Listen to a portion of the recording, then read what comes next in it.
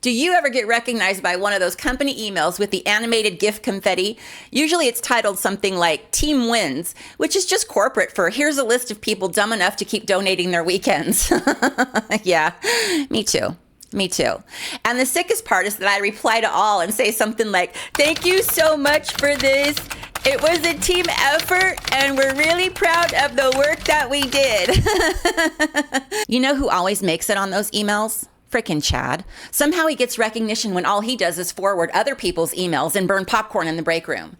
Meanwhile, I got rewarded with a raffle ticket for a parking spot that I couldn't use because I work from home. I did over 30 years in corporate, 3 decades of pizza parties, mugs, and confetti emails.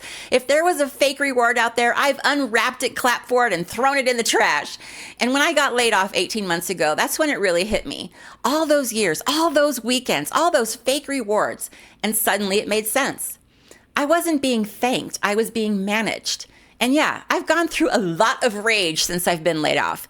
And now I want to talk about it because other people deserve to see this scam before wasting 3 decades tipping your jailer. Work culture hands out praise like it's currency because it is, for them. It costs them nothing, and you treat it like it's payment because you're starving for any kind of feedback. You hang on to it, screenshot it, forward it to your mom. Like, look, validation, I'm good at doing the thing. Corporate praise isn't gratitude. So what the hell is it, and why does the timing always feel so off? I'm not even going to lie. I used to fall for it. The rockstar emails, the MVP shoutouts, the surprise $5 Starbucks gift card that was worth less than the gas that I burned going to work. For about 10 seconds, I'd think, wow, they see me. I'm really going places. Meanwhile, they just saved thousands of dollars, and you've been essentially paid in Monopoly money.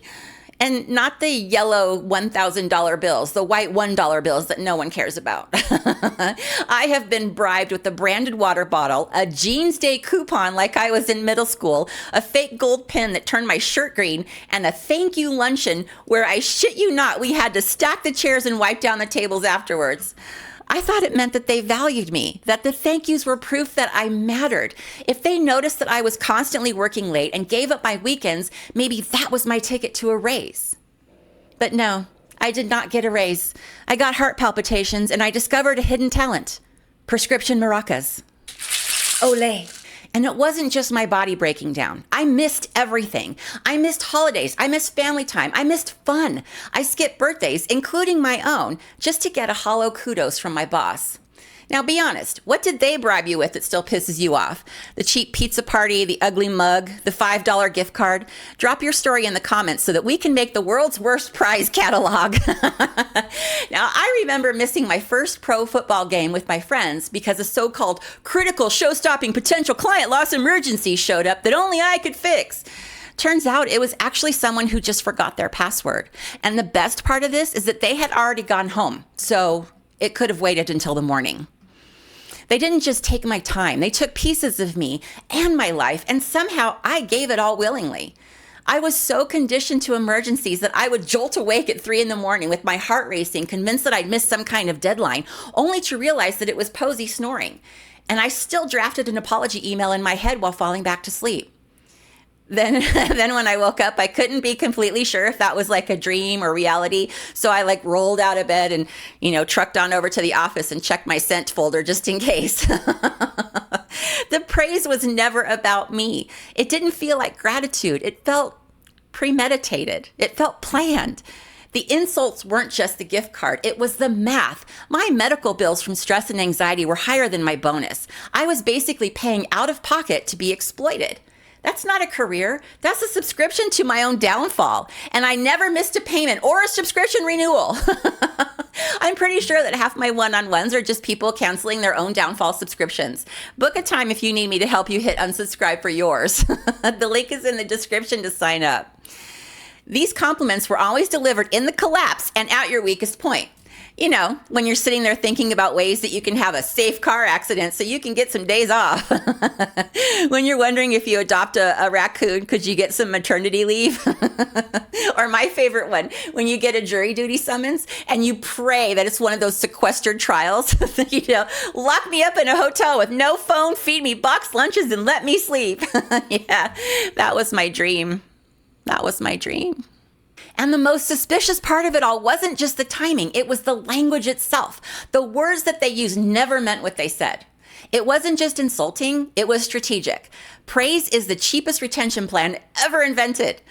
And it wasn't just leverage, it was anesthesia, a temporary numbing that they handed out when the cut was the deepest so that you thank them for the morphine instead of noticing your blood loss. But the bill always came due, and wait till you see what they charged me. The numbing never covered the insult that came next. So, what did I get for giving up nights, weekends, anniversary dinners, sleep, rescuing $1 million accounts, and saving quarterly bonuses for the executive team? Well, once I got socks with the company logo on them. Yeah, socks. Oh, and then they also told me that I could leave an hour early on Friday, but when the time came, they wouldn't actually let me leave. It was like the old early bait and switch bonus. Of course, there was an email that was sent to the company that called me a rock star, which then became a series of reply alls from the executives. Great job, team! Team my ass. And let's not forget the cliche pizza party with all of those burned out, overworked people, pissed as hell that we had to spend one more hour together. Those weren't gifts. They were confessions. Evidence that the company knew exactly what it was doing. And sure, I get it. Not every company might be like this. Maybe yours isn't, but mine were, and I know the pattern. The system knows exactly how much it's taking from you. That's why it over-thanks you. That's why your inbox is stuffed with exclamation points the same week that your job quietly absorbed the work of 3 laid-off coworkers.